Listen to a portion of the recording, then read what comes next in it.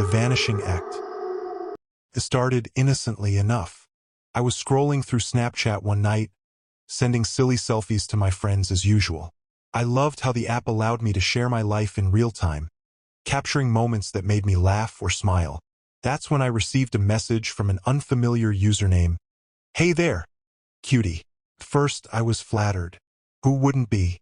I sent a friendly reply back, thinking it might be a fellow student from my university. Over the next few days, more messages poured in, compliments, winks, and even a few heart emojis. The mystery user seemed charming, and I found myself looking forward to the notifications. I still had no idea who this person was, but I figured it was just a harmless flirtation. Then things took a dark turn. One evening, I was studying in the library, surrounded by the soft hum of whispered conversations and the rustle of pages turning. My phone buzzed again, and I glanced down to see a snap from the mystery user, simply captioned, "I see you." My heart raced. I looked around, but no one seemed to be watching. I shrugged it off, convincing myself it was just a playful joke. However, over the next few days, the snaps kept coming. Each one was a picture of me in different locations on campus, sitting in class, grabbing coffee at the cafe, even in the bathroom. The first time I received a snap of me in the bathroom, I felt a wave of nausea wash over me.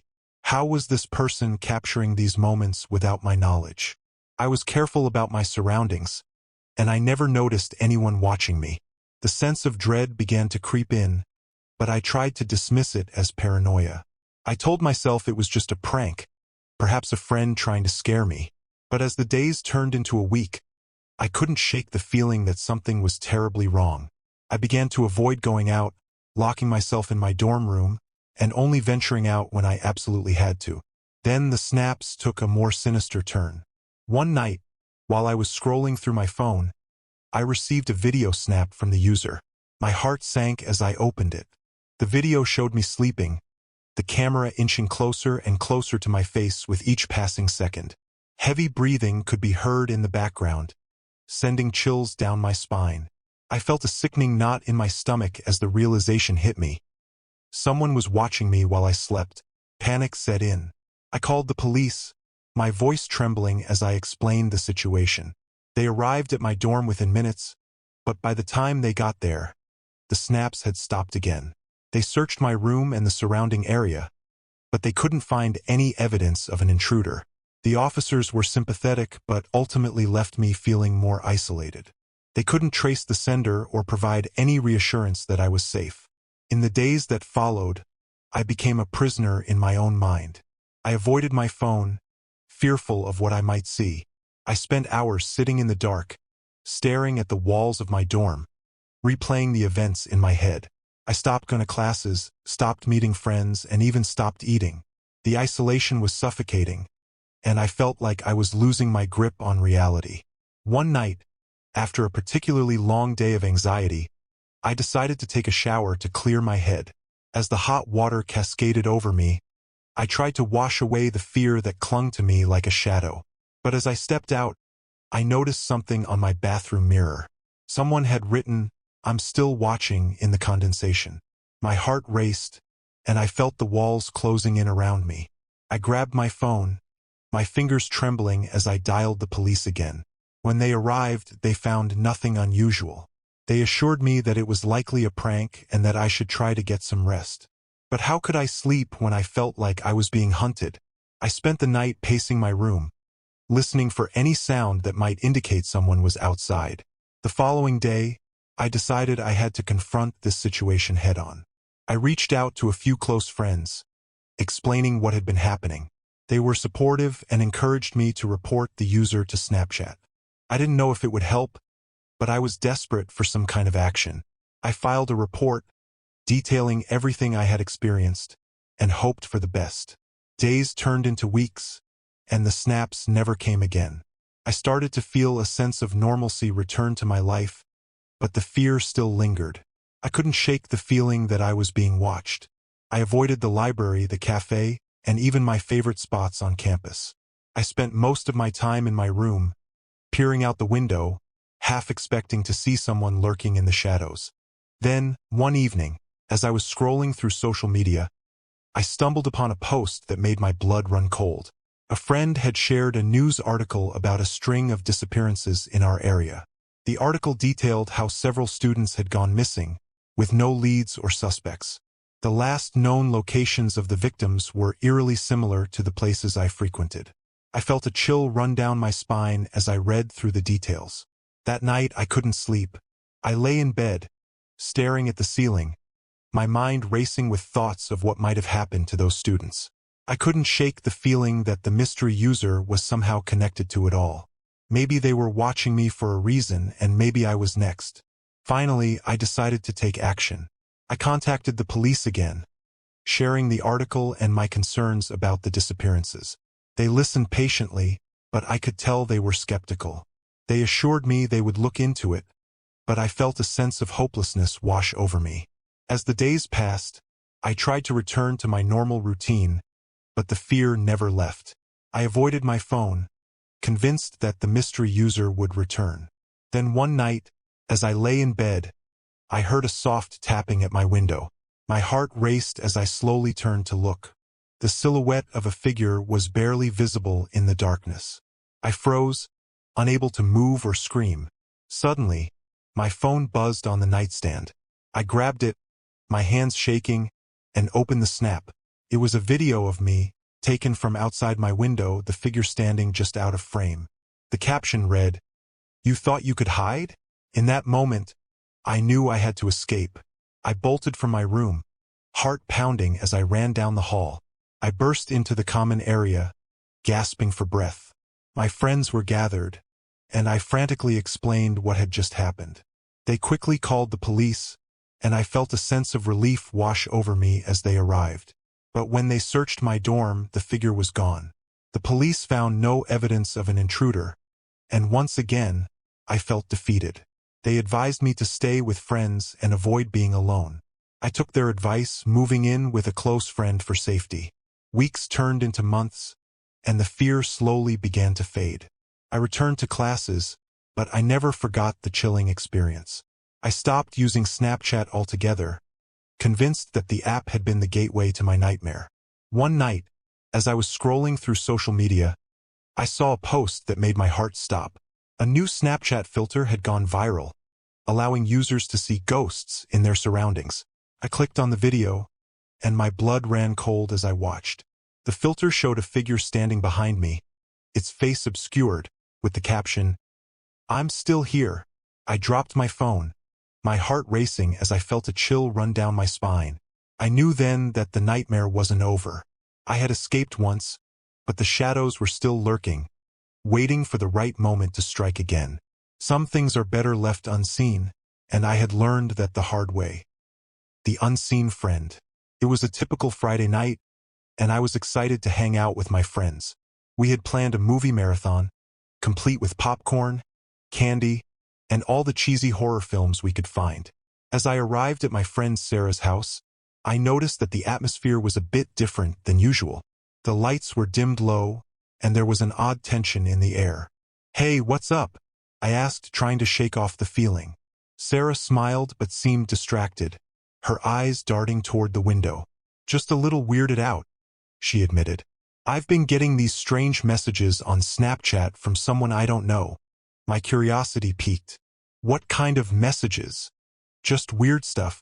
They send me pictures of random places around town, and sometimes they send me videos of me walking home from school. It's like they're following me." I felt a chill run down my spine. "That's creepy. Have you reported them?" "Yeah, but they keep coming. I've blocked them, but they create new accounts." We decided to brush it off for the night and focus on our movie marathon. As we settled in with our snacks, I couldn't shake the feeling that something was off. The room felt charged with an energy I couldn't explain. As the first movie started, I glanced at my phone, half expecting to see a notification from the mystery user. Nothing. I felt a little relieved but still kept my guard up. We laughed and screamed at the jump scares, but Sarah's distracted demeanor lingered in the back of my mind. After the first movie, we took a break. Sarah went to the kitchen to refill our popcorn, and I decided to check my Snapchat.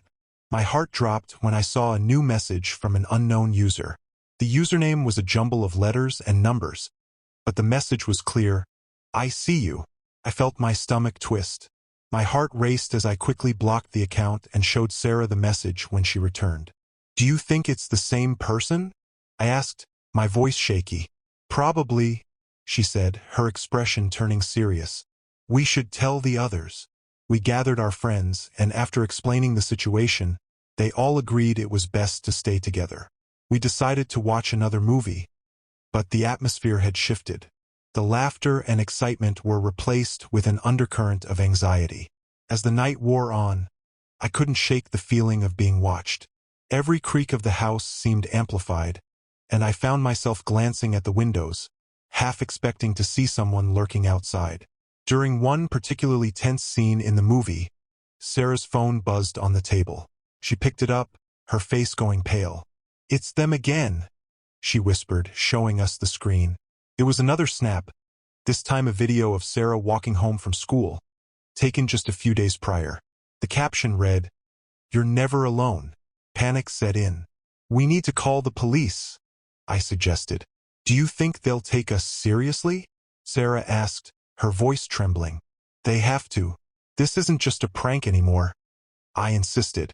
We quickly dialed the police, explaining the situation. They assured us they would send someone to investigate, but warned that they couldn't do much without a solid lead. While we waited for the officers to arrive, we decided to keep the lights on and stay close together. As we huddled on the couch, I felt a sudden chill in the air. The temperature seemed to drop, and I noticed that the lights flickered. "Did you feel that?" I asked, looking at my friends. "Yeah, it's like the power is acting weird," Sarah replied, her eyes wide with fear. Just then, we heard a loud bang from the back of the house. We all jumped, and I felt my heart race. "What was that?" I whispered, my voice barely audible. "I don't know, but we should check it out," Sarah said, her tone wavering. We slowly made our way toward the sound, the tension in the air thickening with each step. As we approached the back door, I noticed that the lights in the kitchen had gone out completely. We stood in the dark, the only illumination coming from the faint glow of our phones. "Let's stick together," I said, trying to sound brave. As we reached the door, Sarah hesitated. "What if it's them? Then we'll confront them together," I replied, trying to reassure her. With a deep breath, Sarah opened the door, and we stepped outside. The backyard was eerily quiet, the only sound being the rustling of leaves in the wind. We scanned the area, but there was no one in sight. Suddenly, my phone buzzed again. I pulled it out, my heart sinking as I saw another snap from the unknown user. This time, it was a picture of our group standing in the backyard, taken from the shadows. The caption read, "I'm right behind you." I turned to look, and my breath caught in my throat. A dark figure stood at the edge of the yard, barely illuminated by the moonlight.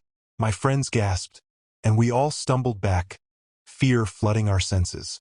"Run!" I shouted, and we bolted back inside, slamming the door behind us. We locked it and huddled together in the living room, our hearts racing. Just then, the police arrived, their flashlights cutting through the darkness. We rushed to the door, desperately explaining everything that had happened. The officers took our statements and searched the property, but they found no sign of anyone. They advised us to stay vigilant and to contact them immediately if we received any more messages. As the night wore on, we tried to calm ourselves down, but the fear lingered. I couldn't shake the feeling that we were being watched, that this was far from over. The next day, I woke up to a notification on my phone. It was another snap from the same unknown user. My heart raced as I opened it, and a wave of dread washed over me. The message simply read, "You can't escape me." I knew then that the nightmare was just beginning. The unseen friend was still out there, lurking in the shadows, waiting for the perfect moment to strike. The haunted snap. It was supposed to be a night of fun and laughter, a chance for our group of friends to let loose and enjoy each other's company. We had planned a sleepover at my place, complete with pizza, movies, and plenty of silly Snapchat filters. Little did we know that our innocent fun would soon turn into a terrifying ordeal that would haunt us for years to come. As we gathered in my room, munching on pizza and giggling at the ridiculous dog filters. Everything seemed normal. We took turns snapping selfies, sending them to our friends and family, and laughing at the absurd results. It was a night of pure, unadulterated joy. But then, as I was scrolling through my Snapchat feed, I noticed something strange. One of the snaps I had sent earlier had been opened, but I didn't remember sending it to anyone. Curious, I tapped on the image to see what it contained. The picture was of my bedroom, taken from an angle I didn't recognize. It seemed to be from the corner of the room, near the ceiling. I scanned the image, trying to make sense of what I was seeing. That's when I noticed something in the background that made my blood run cold. In the corner of the room, partially obscured by the shadows, was a figure. It was tall and thin, with long, spindly limbs and a featureless face. The sight of it sent a shiver down my spine, and I felt a sudden sense of unease wash over me. I quickly showed the snap to my friends, and their reactions mirrored my own. They stared at the image in stunned silence, their eyes wide with fear. We all knew that we hadn't sent that snap to anyone, and the realization that someone or something had been in my room, watching us, was terrifying. We decided to call the police, but as we waited for them to arrive, the situation only grew more bizarre. One by one, we started receiving snaps from unknown users, each one more unsettling than the last. They were pictures of us, taken from various angles around the room, as if we were being watched by multiple entities. The police arrived and searched the house, but they found no evidence of an intruder. They chalked it up to a prank or a glitch in the app, but we knew better. The fear and unease we felt were too real to be dismissed so easily. As the night wore on, the snaps continued to pour in, each one more disturbing than the last. We huddled together, trying to stay calm, but the tension in the air was palpable. We tried to distract ourselves with movies and music, but the constant buzzing of our phones kept us on edge. Finally, as dawn approached, the snaps stopped. We breathed a collective sigh of relief, but the sense of dread lingered. We knew that whatever had been watching us was still out there, waiting for the right moment to strike again. In the days and weeks that followed, we tried to put the incident behind us, but it was impossible. The memory of those unsettling snaps haunted us, and we found ourselves looking over our shoulders, wondering if we were being watched. To this day, we still don't know what happened that night. Was it a prank, a glitch, or something more sinister? The police never found any answers, and we were left to grapple with the uneasy feeling that we had come face to face with something otherworldly. One thing is certain: we'll never look at Snapchat the same way again. The thought of those eerie snaps, those faceless figures watching us from the shadows, is enough to send a chill down our spines. We learned the hard way that some things are better left unseen, even if they're staring us right in the face.